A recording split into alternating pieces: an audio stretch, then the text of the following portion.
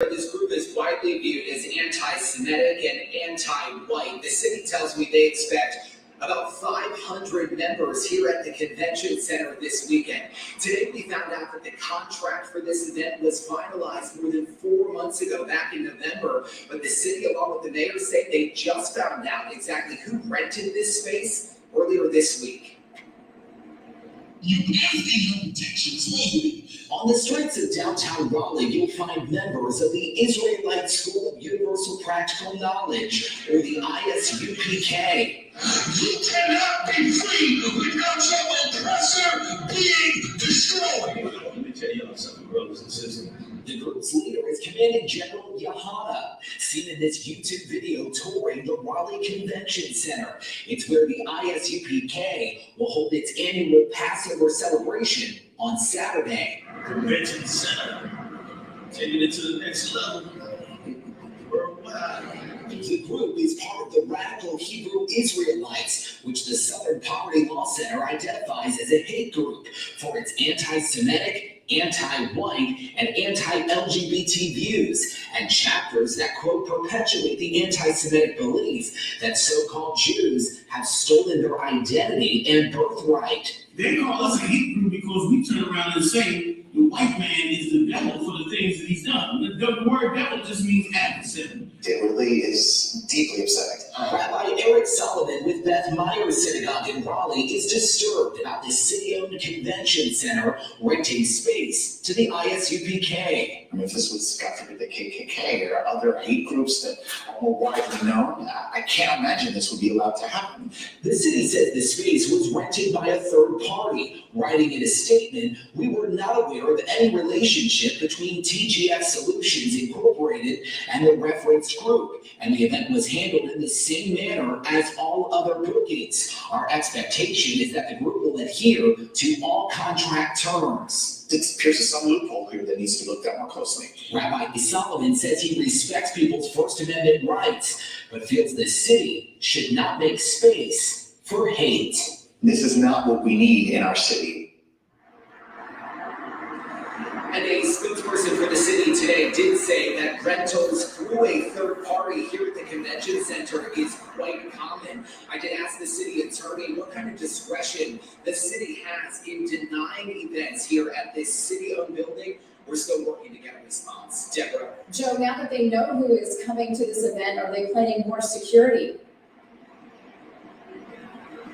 Deborah, good question. I did reach out to the Raleigh Police Department today. We do know this is going to be a very big weekend for the police department. The Dreamville Festival in Dix Park. Now this controversy here at the convention center with the potential for protests outside the convention center. So far, the police department has not yet responded to whether or not they will have increased patrols and whether they are aware of the event, which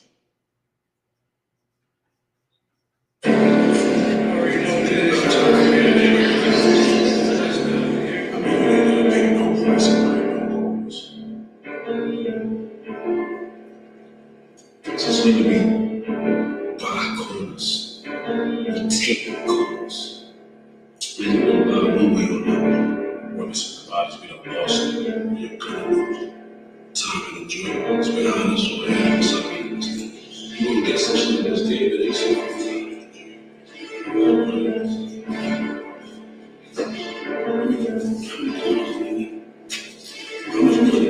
how much money can you spend?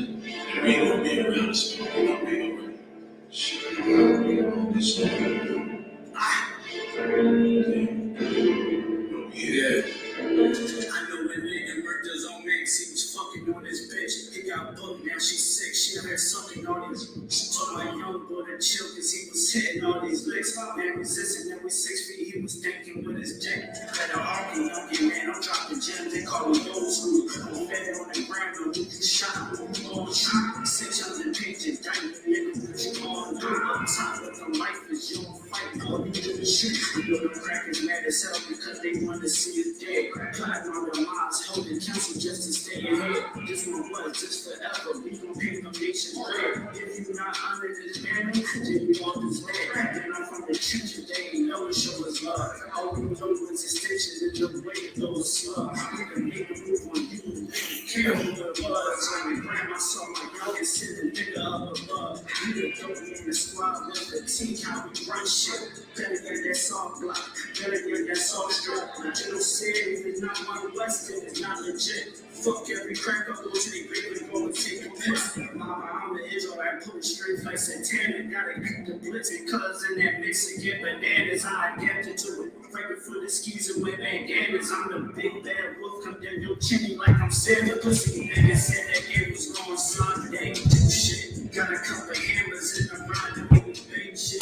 Got a couple crackers on my mind, trying to hang shit. Young in the field, I'm still pissed about the spaceships. Hey, I got some big shit to make the brain flip. Then pump turn into an echo back with T backflips. Mom said 12s ask you questions, but I say shit. Mom said no neighbors ask you questions, but I say shit. I'm true to this, ask your old head. I ain't new to this, I'm too legit. There's one West world, and we running this, I'm gunning it. Provide every credit to be intelligent and relevant. For all the fake candor, we ain't marching on this clip that I got like what I'm trying to throw it on. You pledge your allegiance to those snakes, they turn for you on you. Pill head slash crack guns, I keep it real with you. Told me you don't trust none of those niggas, that's a real issue. I don't give a fuck, you ain't beef for what you all did. Just before the sign, the same words that Paul said. Clip full of racist motherfuckers and got bald heads. The shit that I got dumped in your head like your skull heads. Why you trying to claim the same rap that your man did? Yo, it's You can cut it. your main reasons why your guys did. Always got that keep one in their head before I go to bed. All right, most son in Christ. Shout out in the car for them bars. Once again, with this I.S.U.P.K. out of Philadelphia, the Philadelphia School, Philadelphia Camp, where the Israelite School of Universal Practical Knowledge, come out of 1 West 125th Street since 1969. Coming to you once again on another Tuesday night from Philadelphia. And we are talking with this once again. This is the Brotherhood class. The Brotherhood class, Brotherhood and I.S.U.P.K. once again is our foundation as an organization, and Brotherhood is really just a catch-all term for love or for how we interact with each other as a people. Brotherhood, sisterhood is all interchangeable. And in this class, in the Brotherhood class, we teach how we should treat each other in the Black, Hispanic, and Native Indian community. Tonight, we're gonna get into parenting, or I guess a lack thereof, in the Black community, and how parenting is the root to many of the issues that we have in our community. You ain't got to read it just yet, but give me Isaiah 3:12. First, we're gonna go to the book of Isaiah 3 verse 12. We're gonna start off from there.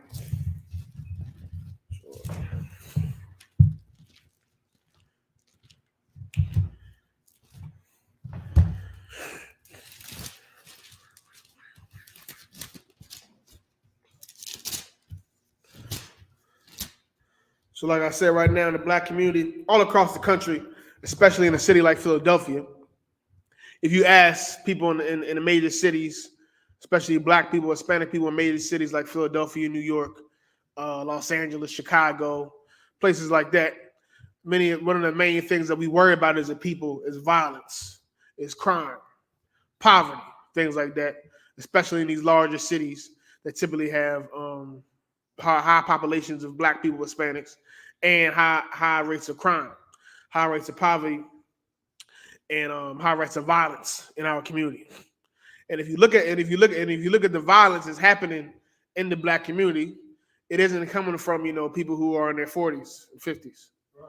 It doesn't happen with people who are up in age, middle age. It's probably very few people that's even in their 30s. In their 30s that are going to jail for gang violence. Typically, these crimes are at the hands of children, right. At the hands of people who are 16, 19, right. Probably from like around 15 to probably 25. That's probably the good killing age, the good getting locked up late age, the age where if a Black man does fall into a life of crime, does end up in jail, does end up being murdered, committing a murder, does end up falling into a life of crime, that's around about where it happens, between 15, 25 years old. Right. And many of the problems that we have, like I said, many issues that we have, or many of the violent acts that we worry about in the Black community are being committed by people who are literally children, legally children. And that comes from a lack of parenting. If you have an issue in your city where children are literally the people who are quote unquote destroying the city, who do we really blame? Do I blame a 15-year-old for gang violence? Do I blame a 17-year-old for the drug epidemic, for the opioid epidemic? Do I blame him for all the fentanyl that's in the streets? No, I'm not going to blame a 15-year-old, a 17-year-old for a problem that's generational, for a problem that's been around since the 60s. I'm not going to blame him for a so-called black-on-black crime.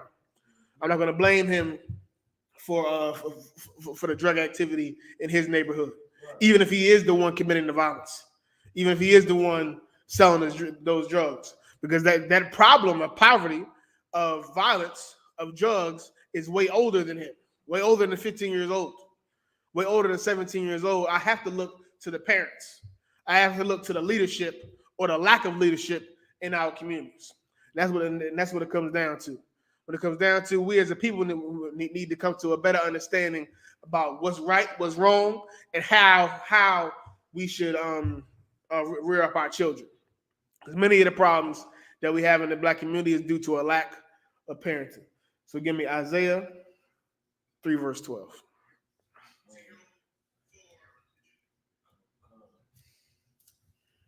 Book of Isaiah, chapter 3, verse 12. As for my people, children are their oppressors. As for my people, children are their oppressors.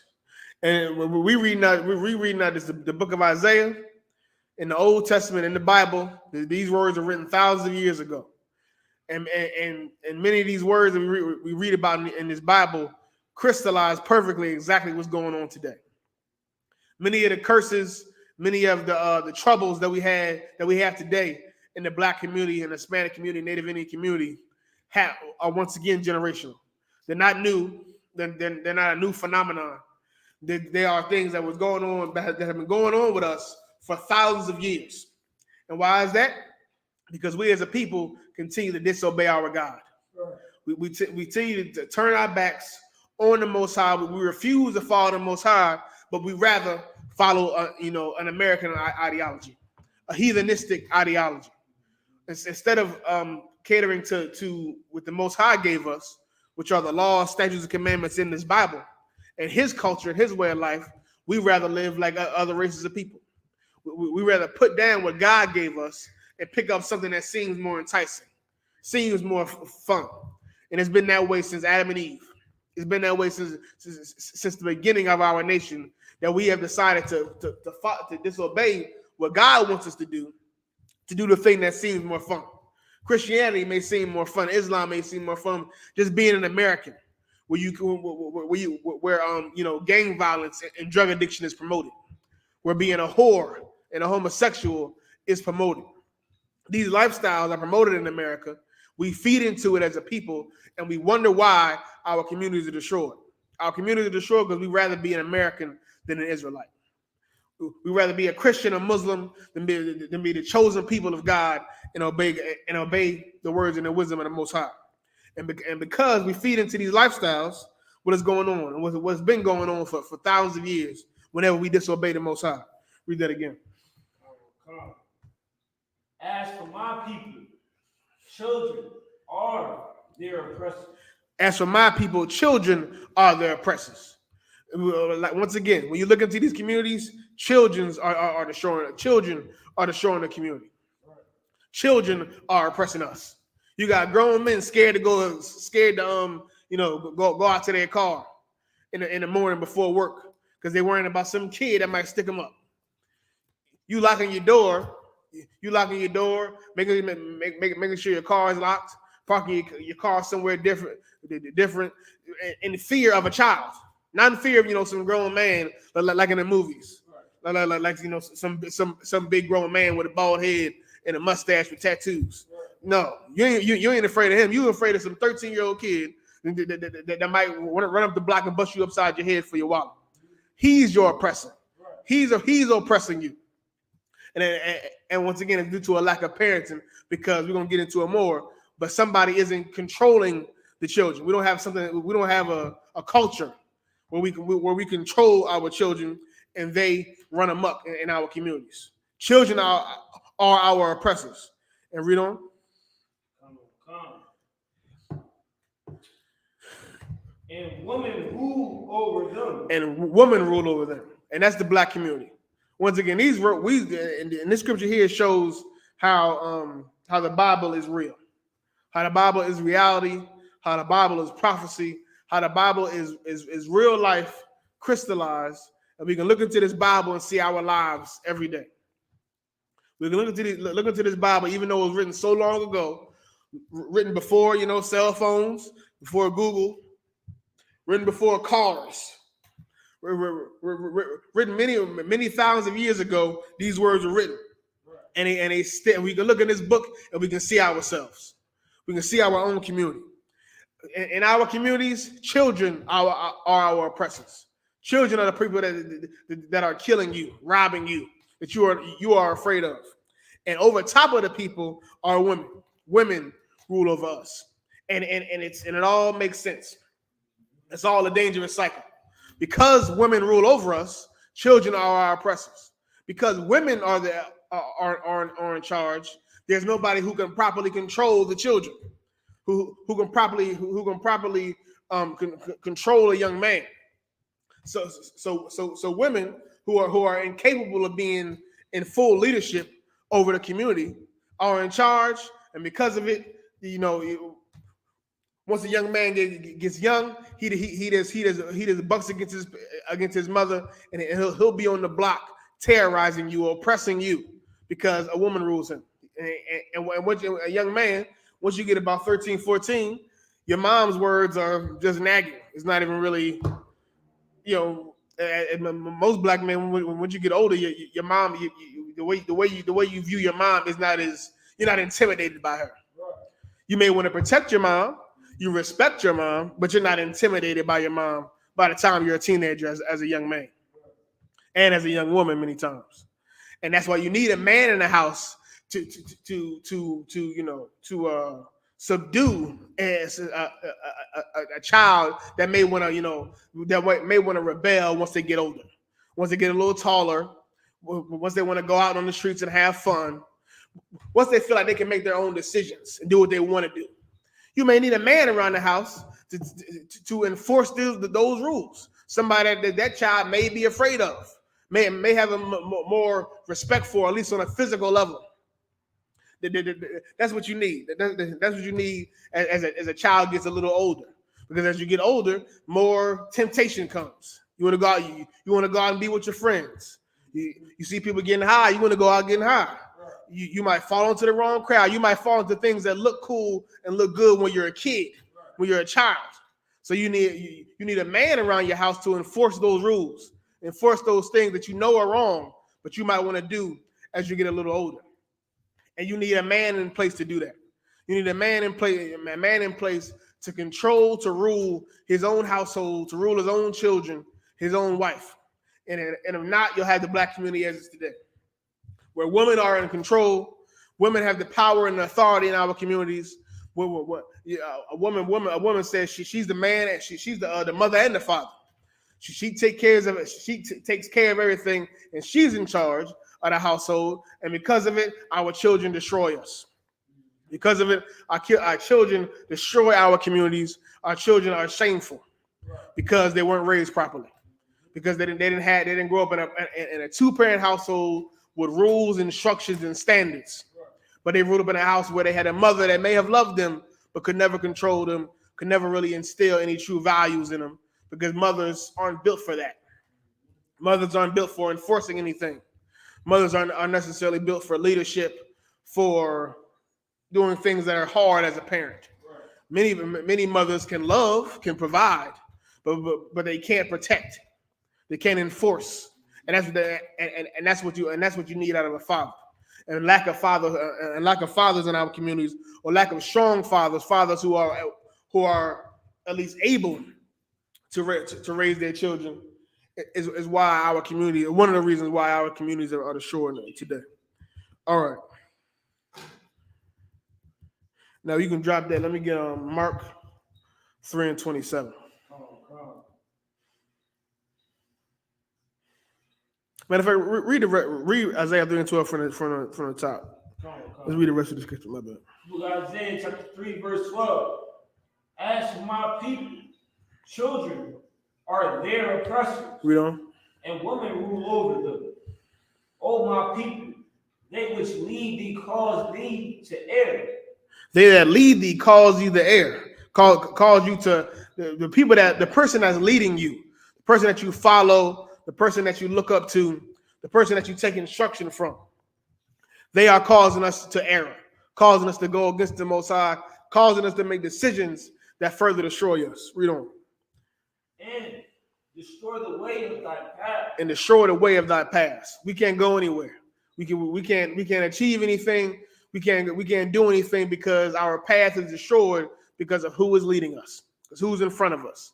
In front of us are women who are not fit for leadership in the household. In front of us are pastors and preachers and politicians, people who want to make us feel good so we can vote for them, people who want to make us feel good so we can pay tithes and donations to them, but people who aren't really willing to tell us the truth or even know the truth to tell it to us, people who don't have actual solutions to our problems. and the philosophies in our way of life in America are not conducive with raising children. Because in America, everything is free to you. What I mean when I say that everything is free to you, you are free to do anything in America. You are free to be whatever you want to be, right? Today in America, I could walk up to, I could turn around tomorrow, wear some lipstick and a dress and say I'm a woman. In America, you can do whatever you want to be. You can be whatever you want to be. Do whatever you want to do. That's what we're told as young adults, correct? Now that sounds good. That sounds nice. If you want to be an astronaut, yeah, say, I'll do whatever makes me happy. Sounds good. If you want to be a doctor, great. You can be whatever you want to be. If I want to be a doctor, great. Go ahead. Do whatever makes you happy. If playing basketball makes me happy, I can see how that phrase could work out. Do whatever makes me happy. If playing football makes me happy, I guess there's no harm in telling somebody that do whatever makes you happy. But if being a drug addict makes me happy, if smoking weed makes me happy, if money makes me happy, and the only way I know how to get money in my neighborhood is selling drugs, how is that phrase conducive with building a strong community? How is that phrase conducive with building a strong son, a strong daughter? When there are many things that make people happy. Right. There are many ways of life that could please you, that could seem right to you, but it doesn't mean it's the right thing to do. It doesn't mean it's the correct way to live. It doesn't mean it's the way that God wants you to live, the way that you are going to succeed if you decide to go down that path. You can't raise a child off of doing whatever makes them happy, right, or supporting them through it all, supporting them no matter what. No matter how gay they are, no matter how murderous they are, no matter how much they destroy your community, you still support them because those are the type of vibe that's fed in America, where we have an unconditional love from God. So we should just always just accept anything. The Most High is an accepting of everything. The Most High does forgive, but He does not accept everything. He does not want us to just live any old type of way. He wants to have us to have a life of morals and standards, and those morals and standards can only be found in the Bible. Right. Can only be found in the scriptures. Now, drop that. Mark 3:27.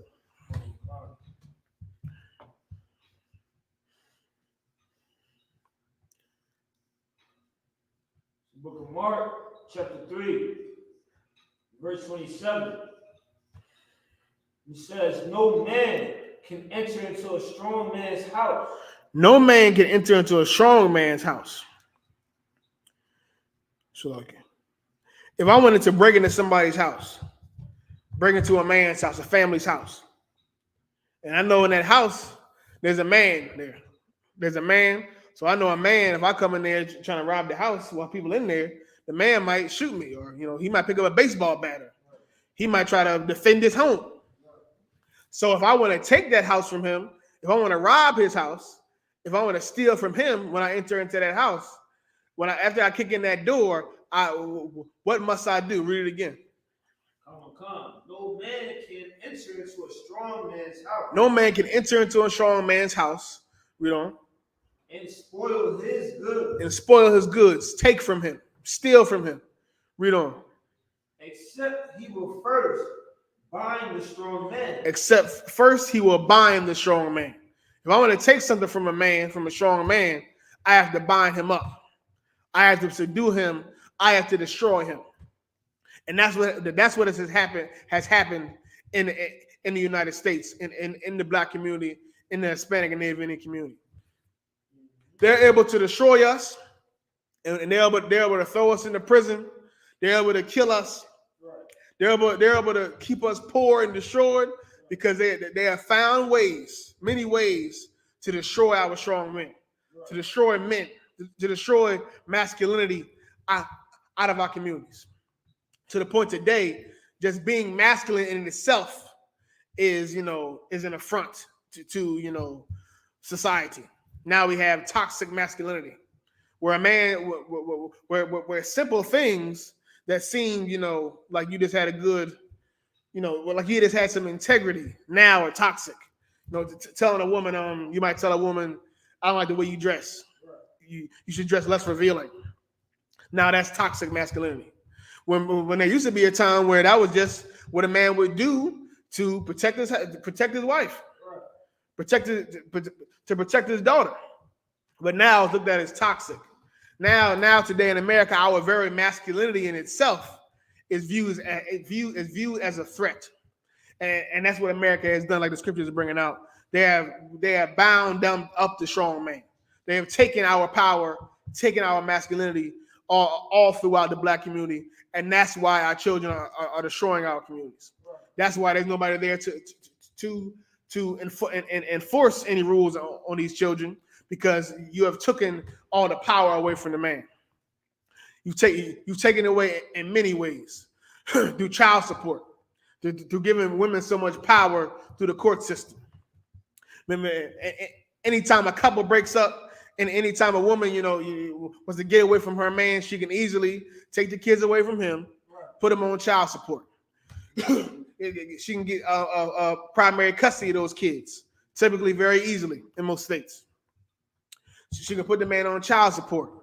She can get primary custody where he can barely see the kids. She can easily lie and say that man hit her or did something to the kids. And now he has all types of protection orders against him and his kids, against him and his own wife, his own woman, his own baby's mother. There's many ways that America has bound up the strong man. It was another classic one with welfare, or they call it WHIP 2 in the Black community. When they first, I think around the 60s and early 70s, when they started making certain welfare laws in cities across America, a Black woman couldn't get Section 8 if she had a man in the house. She had a man in the house, she couldn't have Section 8. The government was trying to stop us from, committing fraud, I guess. So in the mind of the government, if you have a man in the house, the man should be working, and he should be providing for the kids, and we shouldn't have to give you any money. So if a man was in the house, a woman couldn't get public assistance. She couldn't get money from the government with a husband or with somebody in the house raising the kids. So it incentivized Black women to not keep a man in the house, not have their husband around, not have a man around, and just stay in the house with them and the kids so they can get money from the government. Time and time again, generation after generation, we're given ways in the Black community that seem like it's better to be alone for our women. Like it's better to throw the man out the house. Now, today in America, it almost seems like being a single mother or being a single parent is just the natural going of things. Just a natural, a prolonged conclusion to every relationship. You're together for a while, without children, things seem fine, or they may seem fine sometimes. Eventually, the woman gets pregnant. You decide you're going to keep the baby, but many times the relationship doesn't survive through the pregnancy, or doesn't survive very long into the life of the child. And it seems like there's the natural going of things is that black people have sex, have kids, and their relationship never survives through the pregnancy or throughout the life of the child. At some point through the pregnancy or early into the child's life, those people break up. And once again, that's part of the reason why we don't have our children are destroying us. Why we have such high crime in our communities. If you also look up the stats about just parenting across the board, black or not, black people or not. If you look up the statistics, you are pretty much for anything bad that could happen to you in life is more likely to happen if you don't grow up with two parents in your house. If you don't grow up with a father in your house, if you grew up in a single parent home just with your mom, you're more likely to go to jail. You're more likely to suffer from mental illness. You're more likely to be a drug addict. You're more likely to be poor when you grow up. Everything that happens bad, damn near everything bad that happens in life is more likely to happen to you if you only grew up with your mother. And that's across the board, regardless of race. And with all the single parenthood in our community, we wonder why our children are destroying the cities. We wonder why the children in Chicago and Philadelphia are doing flash mobs and riots just out of nowhere in the beginning of the spring, as soon as the weather break, for no good reason, for no real other than having fun, because we don't have any strong morality in our community to keep these relationships together, keep these marriages together in order to raise these children in a proper way, so that they don't continue the cycle of destruction in our community. Right. Read that again. No man can enter into a strong man's house and spoil his goods, except he will bind first. Except he will first bind the strong man, and then he will spoil his house. And when you bind up that strong man, when you take a black man out the house, a Hispanic man out of the house, that house is spoiled. That house is free to be destroyed by the government, by a politician, by a pastor, by a child molester, anybody who is willing to destroy that family, anybody that can gain from destroying that family. And then that's why it's so important for black men to maintain our strength, right, maintain our masculinity, right, maintain our willingness to lead our community, right, our willingness to lead our household. It's the foundation of everything. It's the foundation of everything. And we are not willing to lead our homes. And we are not willing to do something, not just, when we outside the house, but with our children, with our wife. We're not willing to make these small decisions in our own personal lives, in our households. We'll never change as a community. We'll never change as a community until black men are willing to, draw a line in the sand, willing to stand up and not be so accepting of everything. We have accepted much in our community, and now it's time for us to regain our masculinity, regain our leadership in our community, and through that we'll find success. And once again, it starts with these laws, statutes, and commandments in the Bible. That's the foundation of everything. These laws, these records show us how to lead our community, how to fix things in our community. And once again, in our households, it starts with men leading. It starts with men leading and deciding to not be accepting of everything that's happening or that is accepted today in America. Right. And let me get 1 Corinthians 11:3. 1 Corinthians 11:3. As a black man, Hispanic man, your masculinity, your leadership is gold. Is more valuable than gold, more valuable than diamonds. Your ability to lead your community is what is going to save you. Is what's going to save you. Is what's going to guide you to the Most High.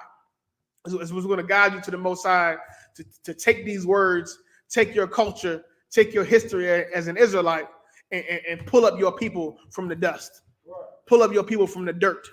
But you have to be willing to lead, to be willing to not just go ahead with every agenda, with every lifestyle that is promoted in America, where they promote drugs to us, where they promote homosexuality to us. They promote women being whores and strippers and prostitutes.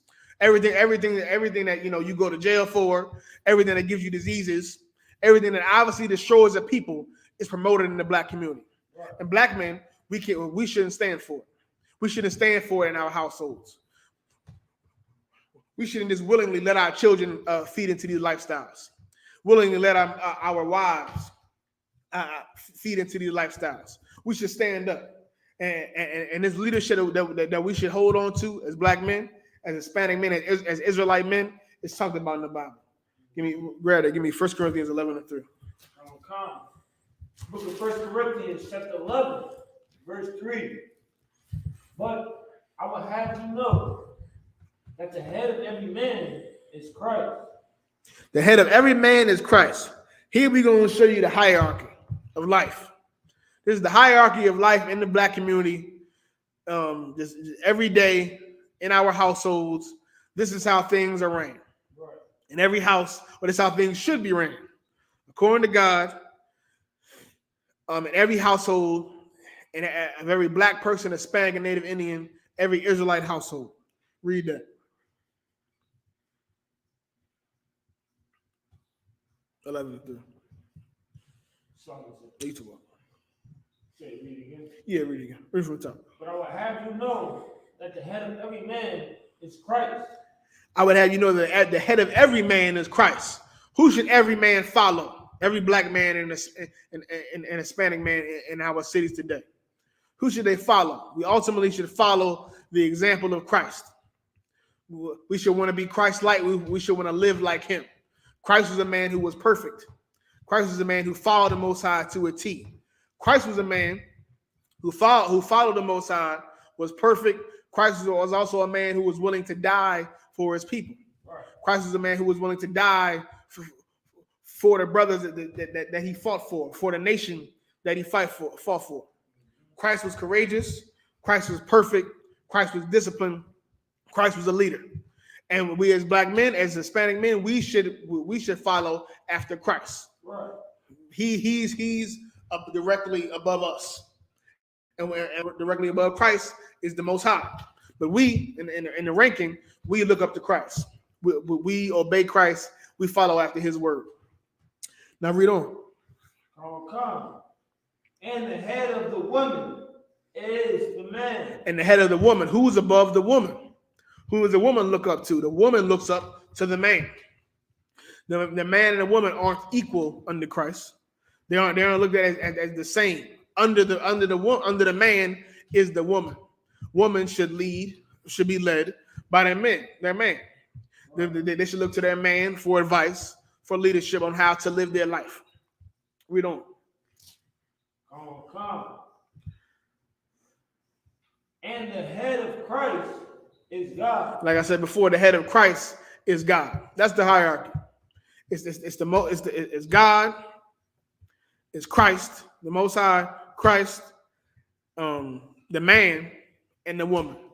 That's how we should run our households. That's how you should conceptualize how to run your house.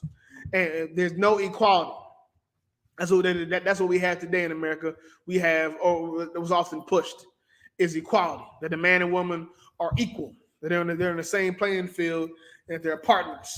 That is not according to the Most High. Men should lead. And many black women, if they ever hear, a man should lead, a man should take charge. Many black women like how that sounds. At least in the idea of it, the idea of a man leading and taking charge. Right. But what I find is that when a man actually leads, women are realizing that they what's the word I'm looking for? Women realize that they took on a little more than than they can chew. Right. It sounds good, yeah. A black man should lead. A black man should lead the household. A black man should take charge. The black man should take charge of his household and fix things in our community. That sounds good until the man tells you to stop smoking all that weed. It sounds great till he tell you to stop being a whore in the strip club. Stop being a whore every Saturday at the club. It sounds great until somebody puts restrictions on you. It sounds great. Being led by a man sounds great until that man tells you to do things to protect you. Till that man gives you instructions to protect you, to protect the children, to do things that may not necessarily be fun, may not give you all the pleasure in the world, but will protect you. And that's what it comes down to. Black men have to lead to lay on standards to the community. In the black community, we don't have any standards. We don't have any morality. We don't have any true sense of what's right and what's wrong. At best, we're just trying to survive. At best, we're just trying to survive. We're trying to be successful. But you're trying to find a way out the hood. You're trying to find a way to get some money, trying to find a way to pay your bills. And many of us are willing to do anything to pay bills, willing to do anything to survive. And that's why we're so destroyed, because we don't have any moral standard. We should be a people who can be flat broke, no money, and never sell drugs. Flat broke, no money, no hope, and never rob your brother. We should be a people who are willing to die before we offend our brother. Willing to die before we disobey God. That's the type of people we should be. And if we were that type of people, we would find a way to band together instead of destroying each other. We would find a way to band together to solve our poverty, to solve our destruction in America, instead of destroying each other and stepping on each other, in order to become more successful. Once again, one of the main reasons why our communities are destroyed is from a lack of parenting. And you need black men in the house. And you're not just black men in the house, because there are many black men that raise their kids, quote unquote raise their kids, provide, are in the house with their children, but that doesn't mean they're properly leading those children. That doesn't mean just because you're in the house with a child, but just because you technically raised your child and you're around your child, doesn't mean you're instilling any values in your child. That doesn't mean you're correcting your child. Doesn't mean you're teaching them anything that will help them avoid all the destruction that America has for them. Now let me get I'm gonna skip that one. Let me get Proverbs 22:6. Proverbs 22:6. Book of Proverbs chapter 22. You said it's 22:6. Come. Proverbs chapter 22, verse 6. Train up a child in the way he should go.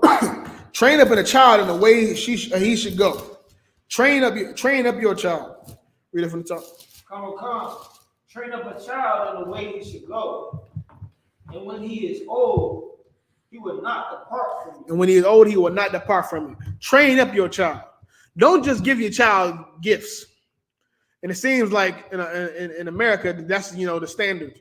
The standard is you need to buy your kids all the Christmas gifts, and show up to their football game and cheer them on. In America, we cleave on to a bunch of things that are vain when it comes to children. Vanity. All the vacations and trips you take your kid on don't matter.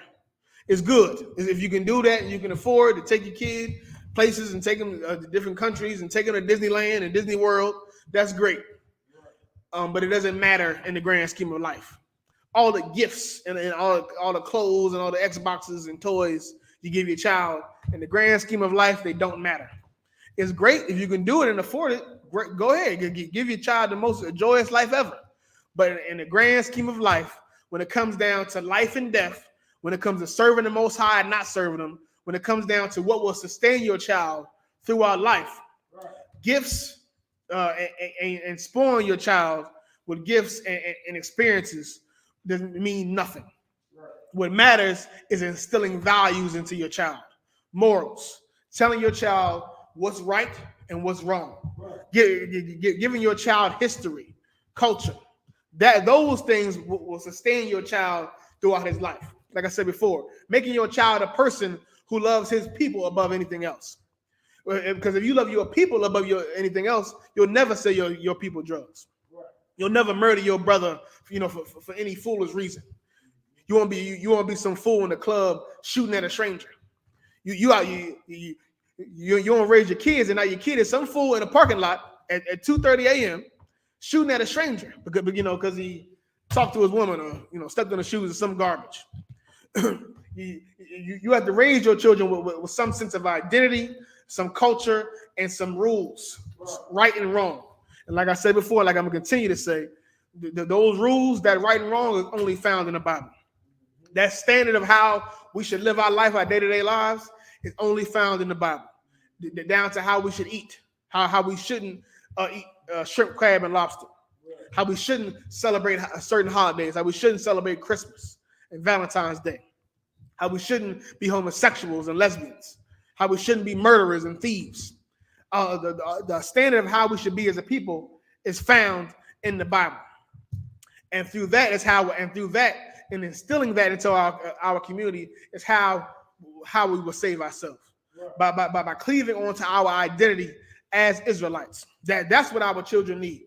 Our children need somebody in their house, in their community, who is willing, who isn't willing to succumb to all the foolishness that a child might want to get into. Your child wants to become a homosexual, you just accept it because you're gonna love them regardless, right? You're gonna love them no matter what. Maybe you should love your child enough to not accept their sin. Maybe you should love your child enough to not accept them destroying themselves and disobeying God.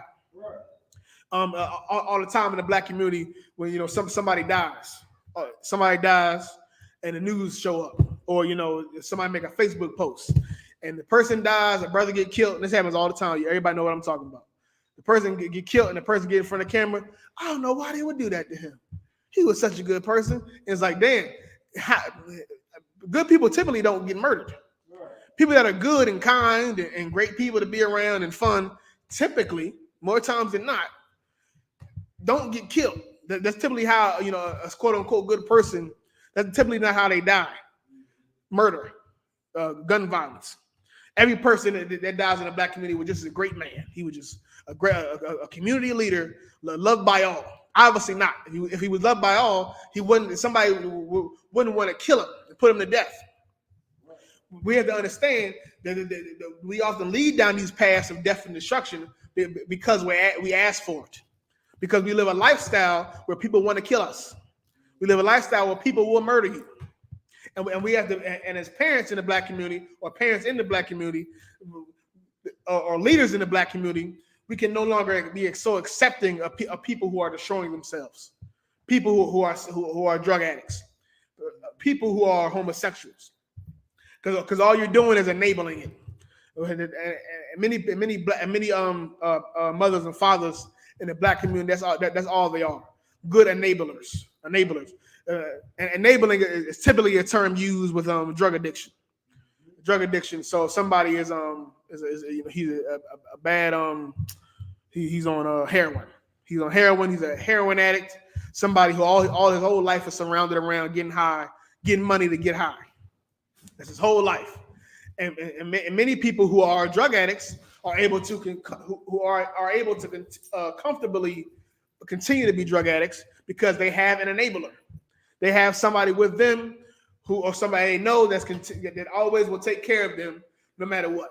Always will give them a place to stay, even though they're getting high, even though they're bringing trouble to the house. Even though they got drugs in the house, they always have a place to stay. Even though they use all their money to get high, that enabler will always give them money every time they ask.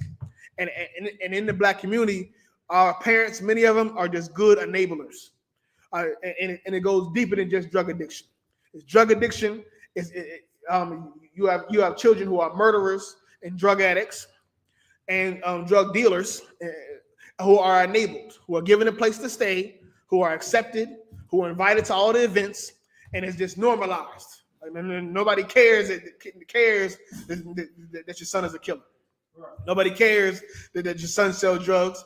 Even sometimes people praise that your son sells drugs because your son give you some money. Right. So you praise him and accept him and want him to come around and want him to continue to do what he's doing, even though he's destroying his community and he's only eventually going to be led to death and destruction.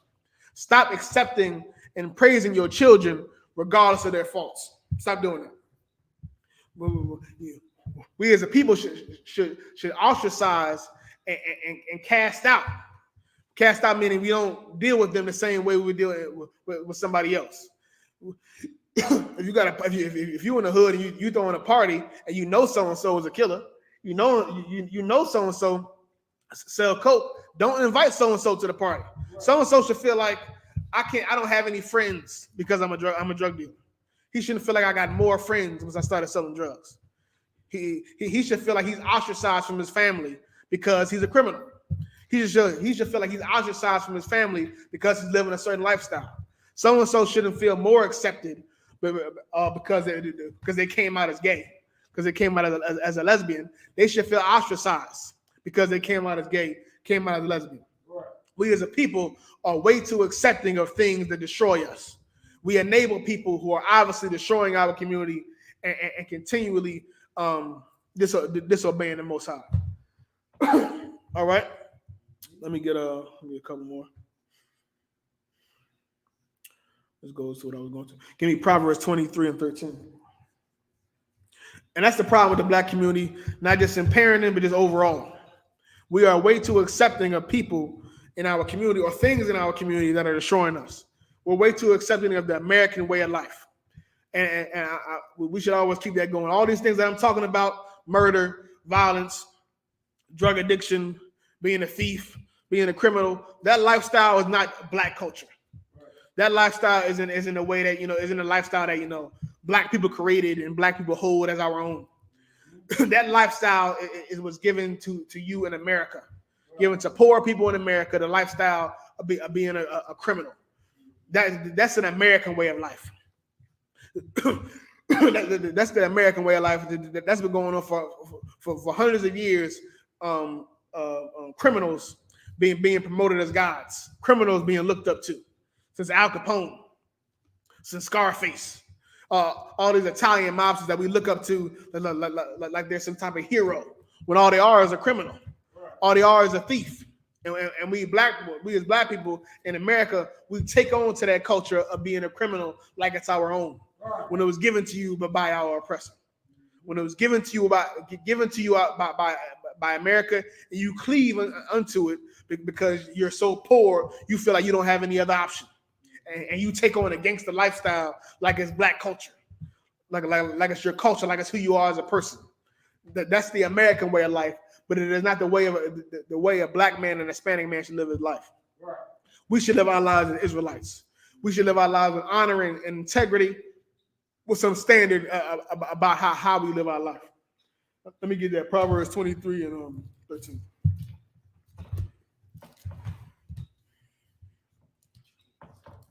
You can read when you go. Come. Proverbs chapter 23, verse 13. Withhold not correction from the child. Withhold not correction from the child. Parents should always be willing to correct their children. They should always be willing to correct their children. Don't withhold correction. And correction doesn't have to always mean, busting your child upside the head. That's another thing in the black community. We love beating our kids. That's fine to a fault. It's not just abusing the shit out of your kids and whooping their ass all the time. Once again, you have to teach your children. So you have to give your children some level of understanding, some wisdom, but don't withhold correction. Don't just let them do what they want to do. Right. And once again, in the American way of life, we often just let children do whatever they want to do. Right. We just want to make sure they're happy. But we don't want to give them any type of rules and standards so they don't destroy themselves. Right. Read it from the top. Come. Withhold not correction from the child, for if thou beatest him with the rod, he shall not die. If you beat your child with the rod, if you correct your child, if you tell him right from wrong, if you punish him for doing wrong, he won't die. Your child won't die from correction. Your child won't die because you deny him something. Your child will survive, will live. Furthermore, he'll thrive because he was given a sense of morality. He was given rules and standards. He was shown how there's repercussions for his actions. If you live a certain way, if you do a certain thing, you will be punished. Right. And when a child is young, there's less repercussion, or the repercussions are not as severe. Your parents just punish you. Even if you get locked up at 14, you can commit a murder at 14 and get out when you're 21 in some cases. Right. But because as a child, we all understand that the children aren't fully developed. They don't fully understand, so we give them a break. But as you grow older, that's when the kind of repercussions become more severe. You commit a murder at 24, you're gonna get out when you're 50 if the Lord is with you. because we understand that an adult has a full level of understanding, so we punish them more harshly. So while your child is young, while the repercussions aren't as severe, make sure you correct them and don't withhold correction. Don't spare them correction. Don't spare them wisdom, and make sure they understand the rules of life. Make sure they understand what could happen, all the destruction that could come onto them if they live a certain lifestyle. And Lord willing, when they become older, they won't commit a murder. They won't have sex with the wrong type of woman, or they won't have sex with the wrong type of man. They'll make good decisions in their life to avoid all the destruction that could happen if they disobey God as an adult. Right. What we got? Let me get the next verse. Yeah, verse 14. Verse 14. Yeah, verse 14. Proverbs chapter 23, verse 14. Thou shalt beat him with the rod, and shalt deliver his soul from hell. You're gonna correct that child. You're gonna teach your children, and you'll deliver his soul from hell. Right. And what is hell, according to the Bible? Hell, we're not talking about some place underground when you burn forever in an eternal fire. Hell, we're talking about the conditions that we go through every day in America. Right. Hell is prison. Hell is AIDS. Is herpes forever for the rest of your life. Hell is death by gun violence when you're 24. The death is all the terrible things that happen to us, and or that happen to a man, happen to a woman when you disobey God, or when you're destroyed as a people. That's hell. The terrible conditions, the negative conditions that we suffer from every day. That's hell. And when you correct your child, you save them from hell. You save them from all the destruction that will come to them if they disobey the Most High. So once again, correct your child. Don't be afraid to correct your child, because by correcting them, you will save them in the end. And in the end, they'll be better off because you corrected them, because you chastised them, because you beat them, because you showed them repercussions for their actions. As they grow older, they'll understand what the hell that will come to them if they continue to disobey the Most High. Let me get one more.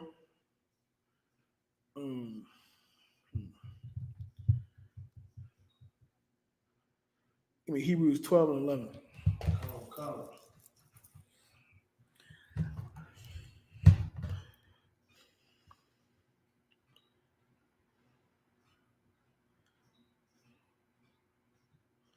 Book of Hebrews, chapter 12, verse 11. Now no chastening for the present seemeth to be joyous. Read it again. Now no chastening for the present seemeth to be joyous. No chastening. Chastening is like to be chaste, or to be chaste is to be like typically is when they talk about a woman who hasn't had sex. Chaste, so somebody who's restricted, doesn't just do anything. To be chastened is to be a person who is corrected, who is restricted, who doesn't just do whatever they want to do. Read from the top again. Come. Now no chastening for the present seemeth to be joyous. So if you don't have any chastening, if you don't have any correction, if you don't have somebody who restricts you, and in the moment it seems good. If you're a child that has a parents who don't restrict them at all, who just let them let you do whatever you want to do, there'll be many moments that are very fun. You 13, you can be outside all day, all night. That's great. You a teenager, you can skip school when your mom or dad don't ever say nothing to you about it. That's great. You don't go to school. You go in the house. You come in the house whenever you want to. You smoking all the weed you want. You free. It's in that moment, not being corrected, or not or heeding to correction, or not being restricted feels like it's good. Feels like it's great. Feels like it's the way to live in the moment while you're doing it. Initially, But grievous. Nevertheless, afterward, it yielded the peaceable fruit of righteousness unto them which are exercised thereby. So like it, and also while you are corrected. So like while you are corrected, if you are being corrected in the moment, while your parents are telling you you better be in the house by 5 p.m. or your parents are putting you on punishment because you skipped school. When your parents are telling you you shouldn't be getting high, you shouldn't be hanging out with them people. And while your parents are correcting you, it doesn't seem fun.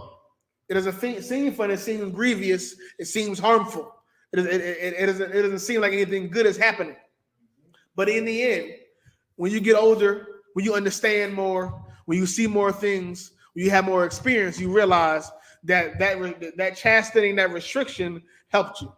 Having parents who didn't just let you do whatever you wanted to do helped you in the end, and you were able to avoid so much destruction. And that's the bottom line. The bottom line is, as a people, we have to understand that if we restrict ourselves, to only obeying the Most High, if we forego pork for God, if we forego smoking weed, having sex with whores, being a homosexual, being violent, being a drug dealer, if we forego all these things that in a moment may seem good, may seem fun, if we deny ourselves of those things, in the end, we'll be powerful. In the end, we will find success as a people. In the end, we'll be happy, we'll be successful, and we'll have avoided all the destruction that the Most High will give us if we continue to disobey Him. And as we have to understand as a people, and that type of lifestyle and that type of thinking, we have to instill in our children. We have to instill into them that you will be destroyed, rejected, and you will die if you continue to disobey the Most High. You won't be praised by your community. Right.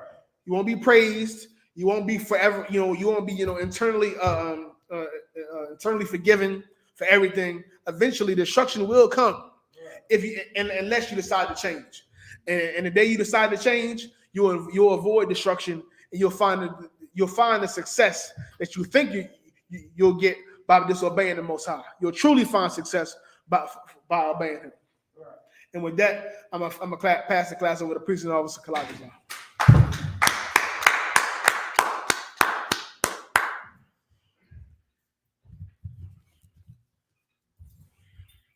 This is the I.S.U.P.K security announcements. We have the I.S.U.P.K started out on 1 West 125th Street, Harlem, New York, under command of GEN.YAHANNA. Rule for new brother and sister. When a new brother or sister comes to the school, they are off limits for 6 months. They are to be saluted only. They are here to shut themselves of the world. If they need transportation, the teacher will arrange it. After 6 months, if a brother or sister has an interest in a particular person, he or she must get permission from the head to speak to a brother or sister. There is another 6 months in which the brother and sister will court each other. After this month period, brother and sister will get permission from the head to marry. Tithes, which is the commandment, you read by in Numbers chapter 18, verse 1, or Malachi chapter 3, verses 8 through 10. Means 10th in the Hebrew, Ma'ashara, 10% of every penny of any increase the Lord gives you. Give to the treasury department. Priest fund, free will offering for priests, not mandatory. Whatsoever amount you would like. Upcoming holy convocations is the So I forgot. I want to say the first fruits is like in the middle. The Feast of First Fruits. Feast of First Fruits. It's the upcoming holy convocation. Remind all Akim and the Aqua to check the bulletin board in the hallway. If any brother wants to be a trooper in the school, start wearing all black boots, shirt, headband, and scarf. With that being said, I'm Maju. It's the brothers. Brothers, we're gonna give one courteous salute. I'm on Shabbat. Imagine, Barak. Y'all about Shimmy out shot by the thumb. That's what it's time. Sorry, we're gonna face the sisters. Brothers, we'll give one courteous salute. I'm on Shabbat. Imagine, Barak. Y'all Shema fell by Shimmy out shot. That's what it's time. Class is with.